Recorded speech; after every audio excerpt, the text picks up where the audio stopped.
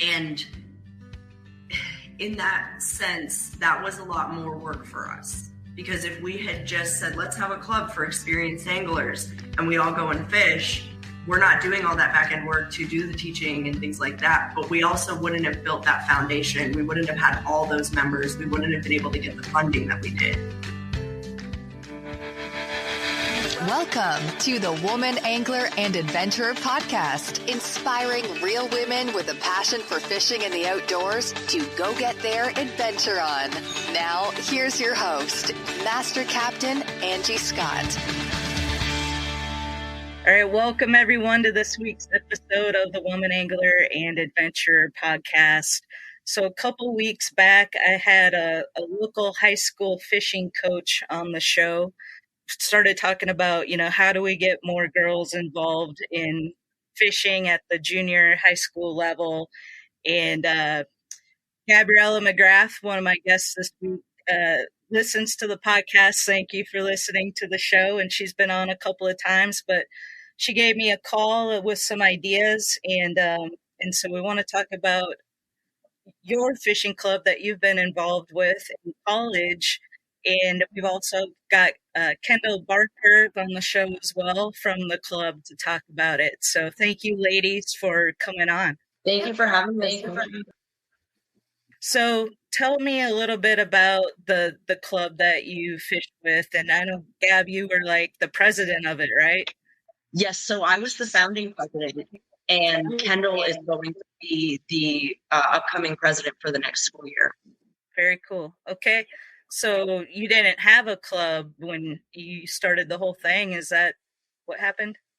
That is correct. When I started attending USF St. Pete, there was no club there. And I worked with a couple of other students, and we were able to form that club and get funded within 1 year. And Kendall and a few of her friends were very good members of the club and wanted to get more involved. So maybe Kendall could share a little bit more of her experience just participating in the club.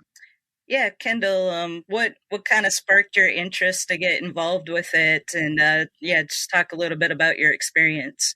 Yeah, well, I've been fishing since I can remember. I grew up in the St. Pete area, so I did a lot of fishing down there. And then I moved away when I was younger. So when I came back to college and I saw that there was the fishing club, I thought it would be really interesting to join and kind of fish those spots that I used to as a kid. And then when I joined the club, it was really awesome because I got to go out and fish in places that I normally wouldn't think to fish. Normally I'm used to fishing off of a boat, but there's a lot of pier fishing and shore fishing, which was really fun and stuff that I don't get to experience a lot where I live.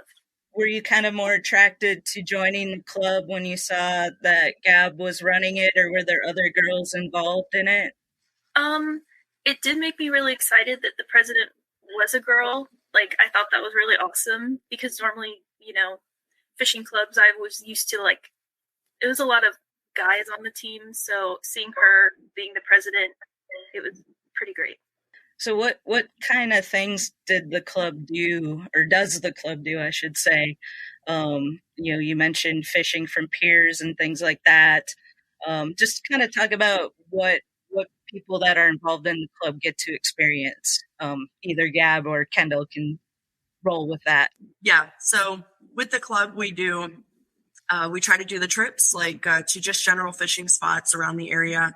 The officers are really helpful during those trips. We don't fish a lot because we do welcome a lot of newcomers. So we kind of take turns fishing and helping other people who need assistance. And then a lot of members come out who are experienced and don't need help. And then we also have educational opportunities. Last year we had a seminar and we had a lot of speakers come out. And moving forward, I think we're going to do more smaller seminars with the speakers. And then we've also had knot tying classes and opportunities for anglers to increase their skills. So that's something we want to continue in the future. Awesome. So it's just very educational based, kind of opposed to what I was talking about with Captain Gary here in Tennessee, where it's high school fishing, but their main focus is fishing tournaments, and definitely some educational stuff involved in that. But this college club, is really to educate students on improving their fishing skills. Do you guys do any kind of competitive fishing at all with it? So We are having we kind of compete sometimes within the club. Like we'll have a tournament. So we were donated a subscription to the Fish Donkey tournament app, which is allowing us to have a tournament this summer to get our members out fishing more and competing. And we're going to have prizes, which are going to be supplied by our sponsor, St. Pete Fishing Outfitters. And we also had, I just want to backtrack a little bit. We had one big offshore trip. So that was where everybody got to fish. We got to take out a party boat. It was really great. We had 15 members come out, and we were funded by the school to be able to do that. And it has been education based and welcoming to newcomers. That could change in the future and it could turn into a more competitive team. We don't know. We'll just have to see where it goes. Yeah, awesome. Well, let's talk a little bit real quick, just a shout out to Fish Donkey. And thank you for them to gifting you guys that. I had Darren on the show way back before it was even the Woman Angler and Adventure, back when it was called It Pays to Fish, and the Fish Donkey app was just a baby.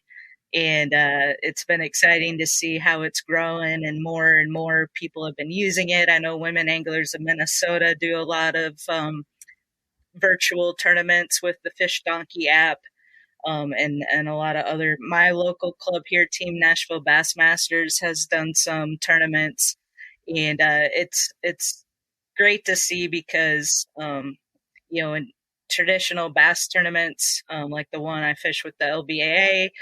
The fish live in the live well all day long. You bring them to weigh in, and then they get released, and it's a lot of stress that they go through.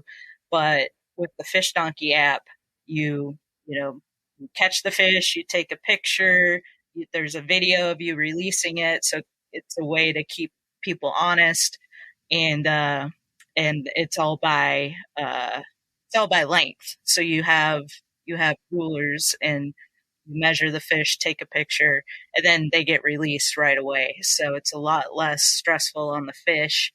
Do they have standard rulers that you have to use with that app? Do you know? Kendall, do you want to answer that? So they do, but we kind of modified it. We couldn't get a hold of a bunch of standard rulers in time. So we just made it like it can't be handmade. It has to be like purchased from the store, but they all have like a standardized length. But if it's longer than your ruler, then you just take the video. That's good. Gotcha. Keep the honesty.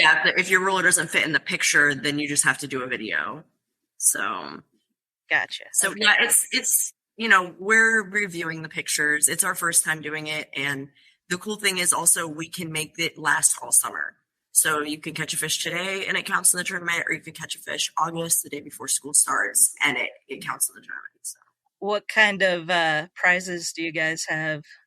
So we're probably going to be giving away some gear and possibly gift cards to a tackle store. We're still working on getting all the prizes together, but in the past we've given away some rods and reels, like at the seminar.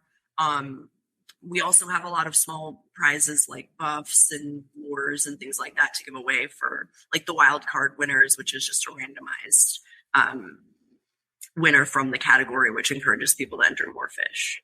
Very cool. So Gab, I want to go back just a little bit. Since you started this whole thing, obviously it had to be a lot of work to get it started and get the word out there. Did you have pretty good interest in it right away? Oh yeah, we definitely did. I was able to partner with a couple of other students almost right away to start filling the officer positions. I just, I noticed some people who fish and said, hey, you want to start a club, and it all, came together. Shout out to Landon, Lauro, Lucas, Alicia, and Blake, our officers. And they were a huge help. They all came to the first meeting. Well, Blake wasn't there, but he came later. But they've been helpful in starting the club and getting everything done. Mitch was there in the beginning as well. He graduated, and we really came together. And then when we did this semester, we did a couple of the get on board days where we set up in the walkway, and students passed by, and or at like a Rec Fest event. We did 2 of those in one day this semester, and we had gained, I want to say 50 students that day to our Bulls Connect, which is like sign up to receive our newsletter and things like that.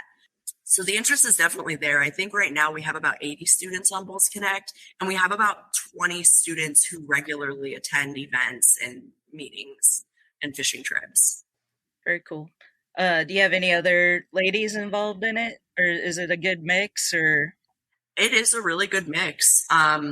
We were happy that, you know, Kendall and her roommates joined. That was, they were at almost every single fishing trip that we did last year. We had one other female officer, and it was just great to see that mix of guys and girls, everybody treating each other equally, nobody, you know, being, you know, too explanatory or anything like that. Everybody just being very helpful to each other.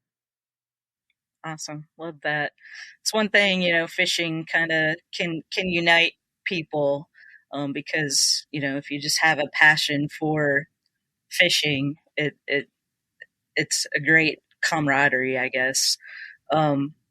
So Kendall, what being a member of the club, like what kind of highlight experiences stand out to you from activities and seminars and things like that?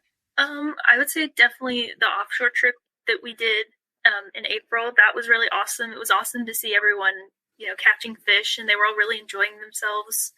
The person I was standing next to, Blake, I watched him catch his first ever gag grouper, which was really awesome. And it was just great to see everyone involved, and everyone was so happy. They like had the best time. It was just so great. I love that. Very cool.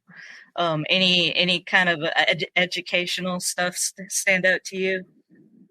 I really love, like, when we go out just on a regular trip, we always have a few people who don't really know what they're doing. Like, they're very new to fishing. So watching the officers and everyone around them kind of help them, like, learn how to cast or bait the hook, or like be able to reel it in and kind of avoid rocks. That's really awesome to watch, and people learn, and they're really excited to learn. Very Yeah, cool. on the water training is like the best kind, you know, so. Yeah, absolutely. You can sit in a classroom and listen to somebody talk, but getting that hands-on experience is a totally different thing. So, Gab, did you have any other clubs that you kind of modeled this after, or did you just kind of run with it? So to be honest, not really. I kind of looked at the other fishing clubs that I was seeing, and they didn't seem as inclusive or educational. And so when I got with those few other students in the beginning of the year, and I said, well, how do you guys want to do this? My idea is to have a club that's, you know, welcoming to everybody.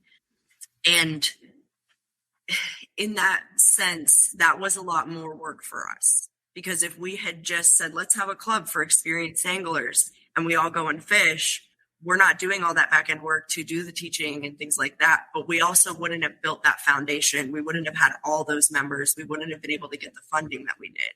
So it really formed organically, just out of what the first officers agreed that we wanted to do. And we said, yeah, let's make it welcoming. We're in St. Pete. You know, a lot of people come here from all over the country to go to college at USF St. Pete. And, you know, some people have fished in other places. They don't know how to fish here. You know, they wouldn't be prepared to just jump on a pier and start saltwater fishing. So it just seemed like the most appropriate approach to take, and being involved with all of the women making waves things that I've been involved with Take Me Fishing and RBFF, and working with Debbie and you. It's just been the most the most welcoming approach that I could think of, and how to get more people out on the water, which seems like a common goal amongst everybody in the angling community. That seemed like the way to approach that goal. I love it. Well, kudos to you guys for forming it that way. And I think that's just a great approach, because that's what it's all about. You know, you mentioned that we're all trying to grow the sport. It's important to try to grow the sport, because if we don't, then we lose funding for all the conservation and everything that comes from fishing, like the purchases of fishing licenses and there is a lot of aging out of the industry right now with the older generation. So we've got to get the college age people and younger involved in the sport to keep it going. So I love it. I hope that other people listening to this, maybe have opportunities or know of college students that maybe would be interested in starting something similar at their school. I'm sure they can reach out to Gab or Kendall if they want advice on how to go about it, how to get something like that started at their school. Definitely. And one of the other major focuses of this club has been the conservation aspect. So that's another reason why we want to get people out on the water and teach them, because if they want to go fish on their own, we want them to be prepared with the knowledge on how to do that correctly and sustainably in our area. Love it. So Kendall, now you're kind of taking the reins moving forward. Do you have any kind of vision or anything that you want to add to the club? I really just kind of hope to keep it like Gabriella started it. I want it to be like beginner friendly, because even though we go to school, there's a lot of commuters and people who live in the area. A lot of them have never fished before or fished like as intensively. So it would be really nice to keep like helping people, learn how to fish and expand that knowledge. And I like to keep the emphasis on conservation. I'm a huge conservationist.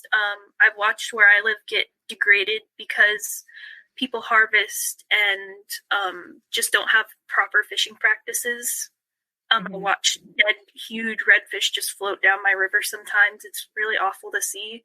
So I'd like to, kind of encourage conservation and just keep it expanded to everyone. I think fishing, everyone should enjoy it, no matter if it's just reeling in little mangrove snapper, a little bluegill, or catching a huge cobia, just everyone should enjoy themselves, and it's a fun pastime. Get outdoors. Well, I know, Kendall, we talked offline. You said your main passion is saltwater fishing just because that's what you did growing up. But do you guys include any element of freshwater fishing?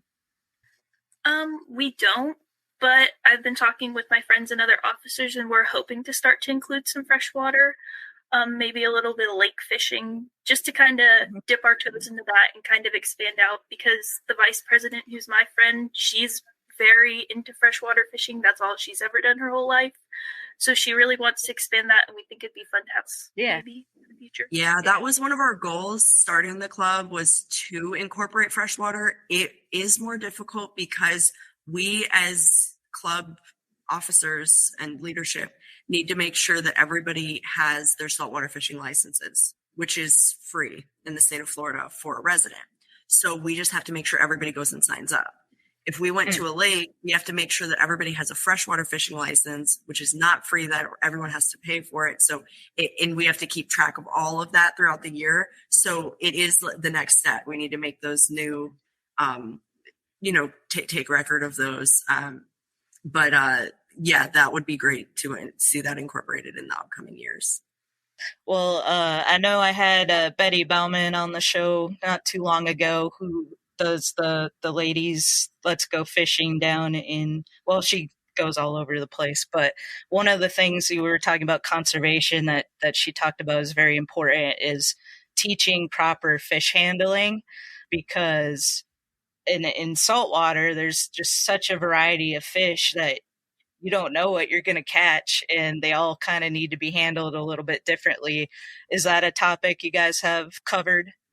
Yes. So we actually, at our seminar last year, we had FWC come out, and Gina Russo did an entire hour-long seminar, pretty much mostly on fish handling and conservation practices. And then we do that on the water as well. We, the officers are mostly experienced and are able to help all the other members with proper fish handling on the water. Very cool. Well, very cool. Anything else that you guys want to mention or cover?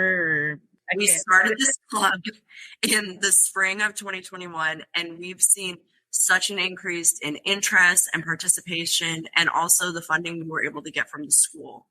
And because St. Pete is such a water heavy area, it's really great to see that activity involved at the, for the college students as an option to participate, not needing any knowledge or anything like that. We're hoping to incorporate volunteer opportunities in the future as well. We hope to be volunteering with the Bobby Lane Cup in December. And that is a high school tournament. So, being involved with that, we're hoping to reach high schoolers and say, hey, we have this fishing club at our school, and again, just sharing what we're doing, and maybe other colleges could start these types of inclusive clubs as well. And Kendall, do you want to share your plans for next year with the more trips that you're planning? Yeah. So since we got, some more funding than we did the year before, we have a lot of room to kind of expand and grow our fishing trips. So we hope to do, we did about one fishing trip a month the past year. We're hoping to maybe expand to 2, just to kind of vary it so more people can come out, based on the weekdays. It's a little crazy in college, and especially on the weekends, so to kind of vary that. And we're hoping to do maybe an offshore trip in the fall when more seasons are open, so we have more opportunity to catch, and the bigger grouper come out when it's a little cooler, so that would be really good. And then maybe a spring trip as well. So we're hoping to really get out there and really fish. Yeah, that's what it's all about. So, well, it was great chatting with you ladies, and it's super exciting, Gab, that you started this, and that it's going to be continuing on, and I'm sure it's going to continue to grow. It sounds like you've got some great things coming up, and I love the spirit of everybody just trying to help everybody learn. That's what it should all be about. So kudos to you ladies for putting in all the hard work to make these events and education opportunities happen. Thank you, Angie, for having us and featuring us, and we're really excited to see the future of the club as well.